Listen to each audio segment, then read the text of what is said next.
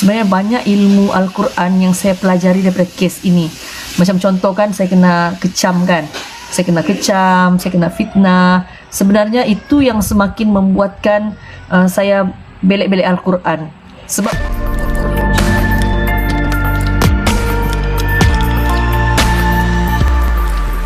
Ustazah Marhamah Rosli tampil sebagai antara suara awal yang lantang bersuara berhubung kes kematian tragis Allahyarhamah Zara Karina Mahathir serta dakwaan buli yang menyelubungi remaja tersebut. Beliau dilihat menjadi tulang belakang penting kepada keluarga arwah dalam memperjuangkan keadilan meskipun perjalanan 2 bulan ini penuh dengan cabaran emosi dan tekanan. Pendakwah yang berasal dari Sabah itu turut menyifatkan ketabahan ibu arwah Nuraidah Lamat benar-benar menyentuh hati apabila mampu menempuh ujian kehilangan puteri tunggalnya dengan penuh kekuatan dan redha. Dalam pada itu, perhatian turut diberikan kepada tabung rasmi Justice for Zara yang dilancarkan di bawah Pertubuhan Kebajikan Bayu Raudah Sabah. Tabung ini diwujudkan bagi menyokong kelangsungan perjalanan inkuest mencari kebenaran buat arwah Zara, merangkumi logistik, dokumentasi dan kebajikan. Beliau turut menegaskan kutipan tabung tersebut bukanlah untuk membayar yuran guaman, sebaliknya hanya menyokong kelancaran usaha mencari fakta di mahkamah. Ustazah Marhamah turut menegaskan agar masyarakat tidak membuat sebarang spekulasi atau mengecam ibu arwah, kononnya cuba mengambil kesempatan. Menurutnya, Nuraidah tidak pernah meminta sebarang kutipan. Sebaliknya, tabung ini diuruskan secara rasmi oleh Pertubuhan Kebajikan yang sah. Kes Zara Karina kini masih dalam proses inkuest dan menjadi perhatian ramai di seluruh negara. Ustazah Marhamah menyeru masyarakat untuk terus memberikan doa dan sokongan moral selain mengelakkan sebarang fitnah yang hanya menambah luka kepada keluarga yang sedang berduka.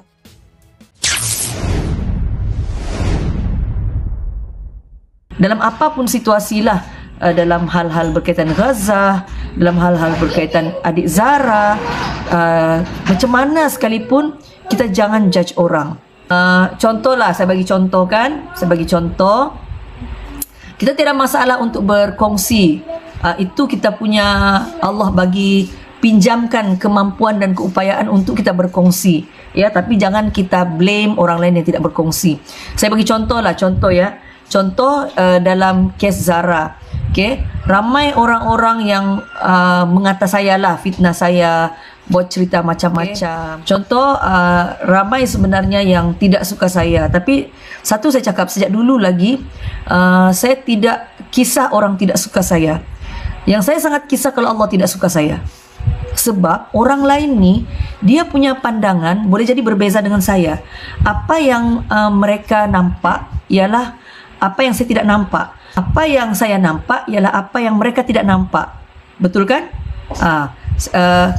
It's okay, saya tidak masalah. Saya serius. Saya tidak kisah orang tidak suka sebab kita faham. Saya bagi contoh. Saya suka bagi contoh begini. Okey ah. Okey, sekarang cuba tengok. Apa yang tuan-tuan dan puan-puan nampak? Apa yang tulisan yang tuan-tuan dan puan-puan nampak? Apa perkara yang ada dalam buku ni? Cuba tengok. Okey, contoh ada yang kata, oh saya nampak ada lelaki. Ni mana lelaki? Lelaki berdiri. Okey. Ada pokok sini, ada bukit sini. Contoh ya.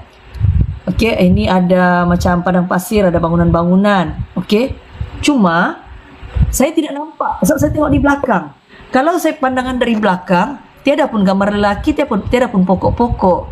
So, apa yang kita faham, bila orang lain benci kita, bila orang lain tidak suka kita, mudah aja.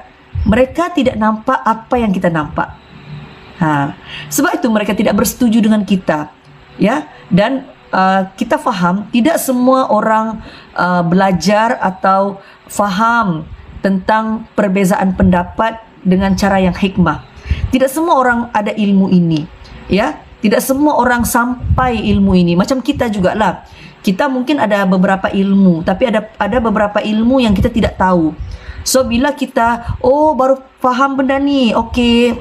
So kalau orang benci kita, okey, maksudnya dia tidak faham apa yang kita faham. Dia semudah itu.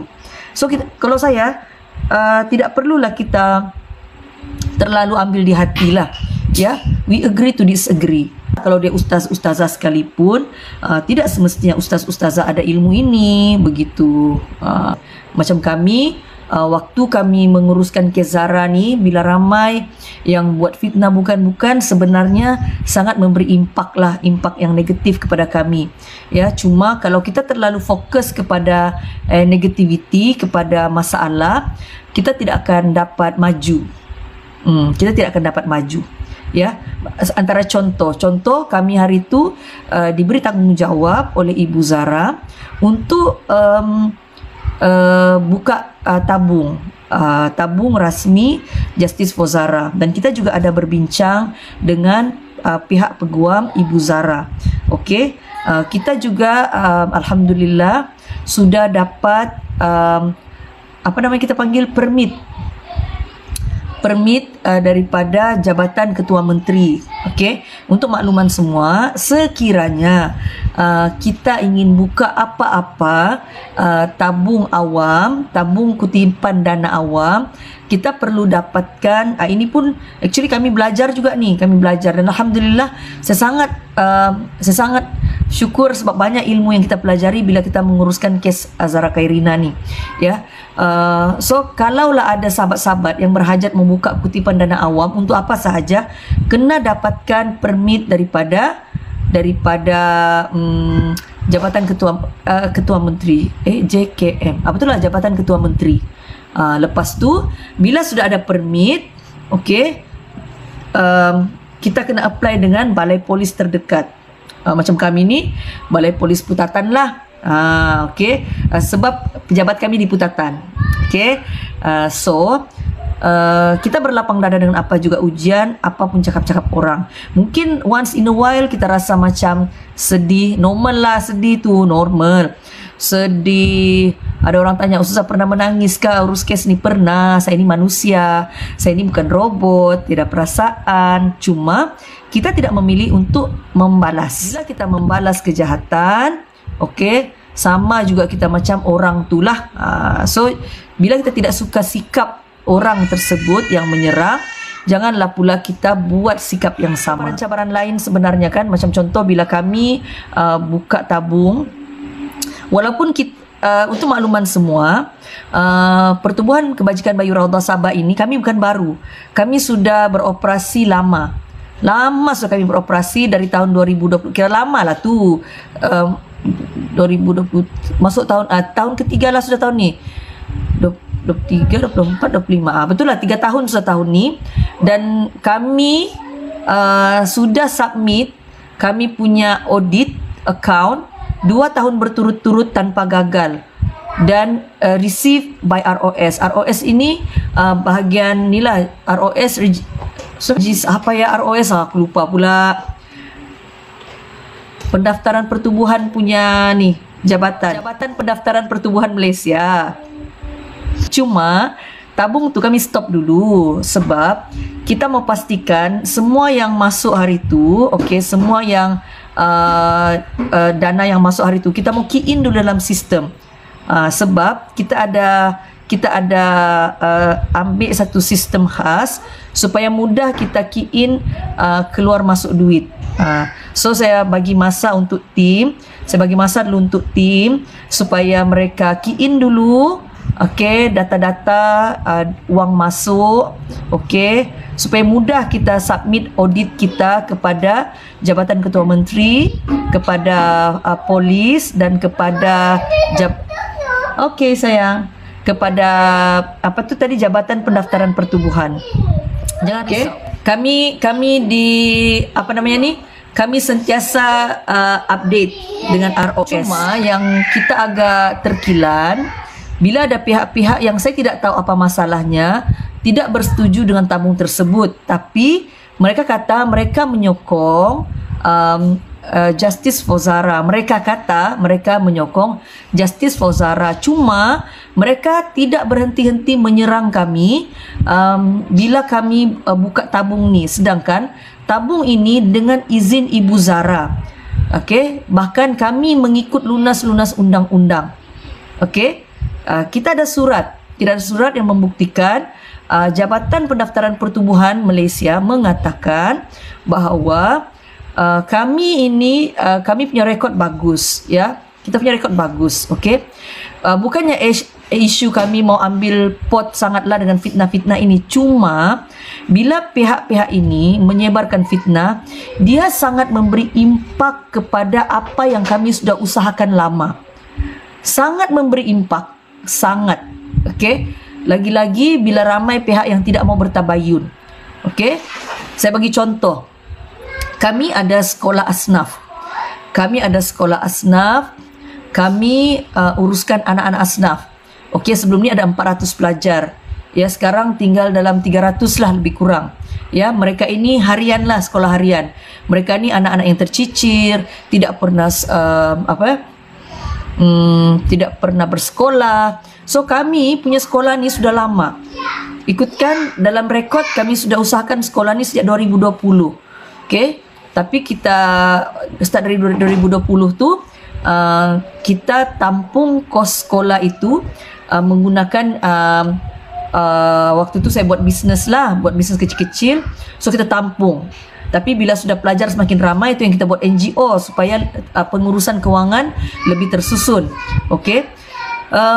So apabila tersebar fitnah-fitnah mengatakan kami makan duit derma, mengatakan kami tidak buat audit, mengatakan kami Allahu Akbar. So tidak dinafikan ramai yang terpengaruh. Mungkin yang buat cerita ni influencer juga. Saya pun tidak ambil tahu sebenarnya.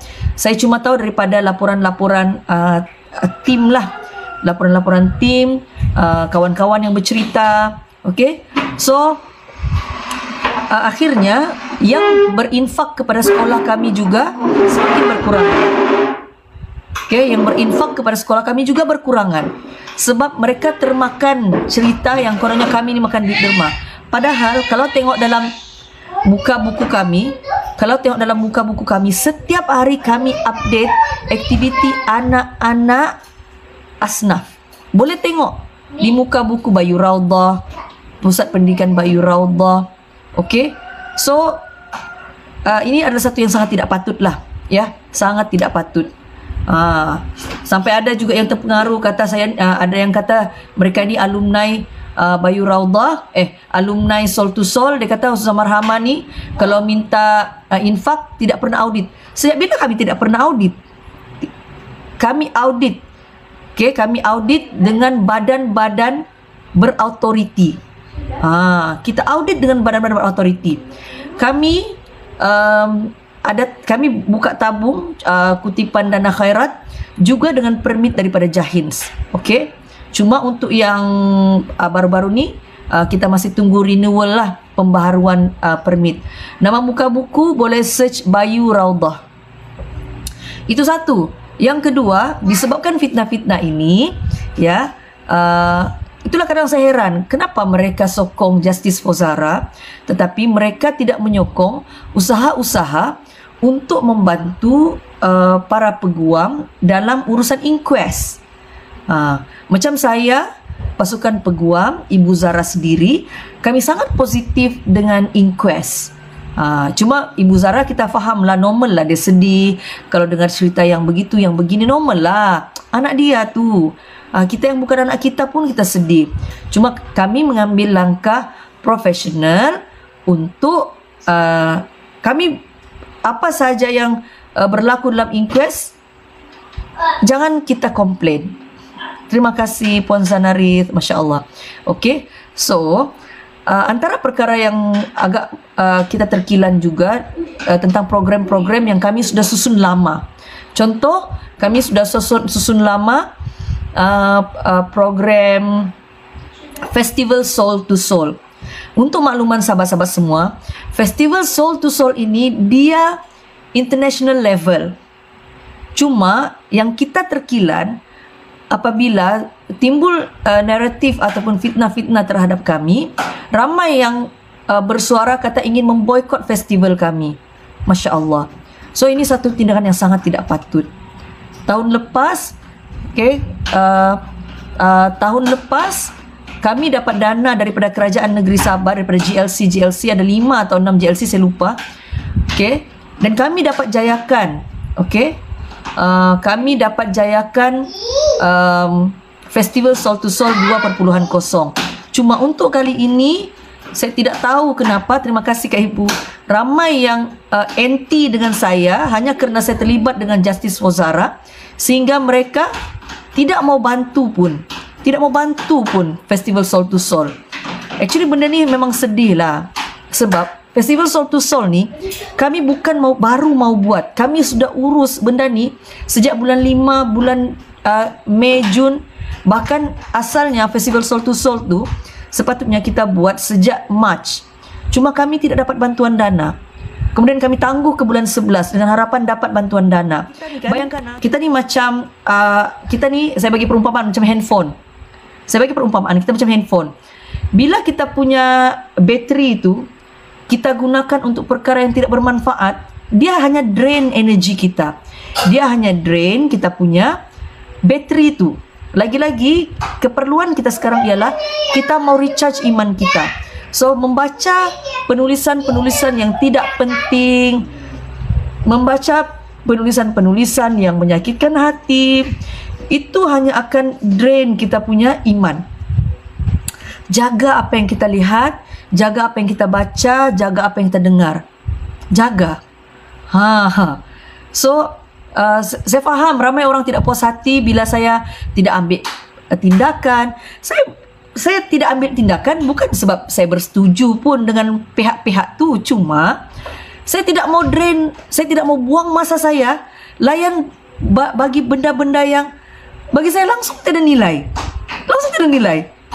So kita bagi sepenuh fokus dan attention kita kepada apa sahaja yang boleh menarik perhatian Allah, yang kita boleh beri perhatian kepada Allah.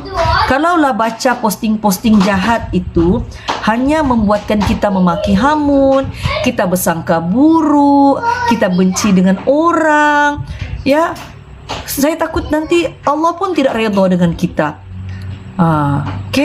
So orang-orang begini je serahkan kepada Allah. Ya Allah, bantulah mereka ya Allah. Kita doa, ya Allah, bantulah orang-orang ni ya Allah. Izinkanlah lisan mereka hanya bercakap hal-hal yang Kau redha ya Allah. Doakan, berikanlah hidayah ya Allah. Kita bayangkan macam mana Sayyidina Umar Al-Khattab. Kita bayangkan Sayyidina Umar Al-Khattab ini, Masya Allah, dia punya tahap, kita mau sebut jahat tu, sampai tahap kubur anak perempuan yang baru lahir. Tahap jahat tu, tahap mabuk tu, mabuk entah bila dia sedar. Tapi Masya Allah, bila dapat hidayah, Sayyidina Umar inilah yang menjadi pejuang agama yang luar biasa. Hanya apabila mereka tidak faham, mereka bertindak jahat, mereka bertindak di luar batas. So kita sama juga, kita beranggapan kepada mereka-mereka ini. Macam yang Puan sebut tadilah, doktor tu. Kita anggap je mereka tidak faham, ya, mereka masih salah sangka, mereka belum dapat hidayah, maka mereka bertindak seperti mana yang saya bagi perumpamaan Sayyidina Umar tadi, ya, sanggup sampai Rasulullah pun mau dibunuh. Cuma insya Allah doakan, mudah-mudahan Allah beri hidayah kepada mereka. Saya tahu benda ni ramai orang tidak suka, ramai orang suka yang maki hamun. Ni kalau saya buat live maki hamun ni, saya punya viewers pun bertambah ni. Saya tahu tu. Bila saya start bawa supaya doakan kebaikan, bila kita cakap yang baik-baik untuk orang yang berbuat jahat, saya tahu tidak ramai orang tertarik. Algoritma media sosial ini, TikTok ini, hanya menaikkan view untuk perkara-perkara yang tidak baik. Saya faham sangat tu. Tapi tiada masalah. Okay? So saya harap yang masih join live ini memilih untuk mendoakan kebaikan. Sebab ada hadis Nabi SAW menyebutkan, Bila kita mendoakan kebaikan untuk orang lain, maka malaikat mengaminkan dan malaikat mendoakan yang sama untuk kita. So boleh jadi bila kita lihat ya ada posting-posting jahat, posting-posting yang tidak baik, itu cara Allah mentarbiah kita. Ingat, kau pun dulu pernah buat macam tu. Kau pun dulu pernah kecam orang. Kau pun dulu pernah tidak tabayun. So kita lihat kesilapan orang lain sebagai cara untuk kita bermuhasabah diri balik. Kita hisab diri kita balik. Allah, aku pun dulu begini, ya Allah, ampunkan aku ya Allah. Mungkin aku belum minta maaf lagi dengan orang yang aku pernah fitnah dulu ya Allah. So anggaplah ini cara Allah nak memperbaiki diri kita. Dan saya tahu benda ni tidak famous tu. Mau doakan kebaikan ni, kalau saya maki hamun ni, laju je ramai followers. Ramai je ni yang join, tapi saya tidak mau mengejar followers ya. Bercakap yang bukan-bukan hanya kerana kejar followers lah. Itu bukan kita punya target pun.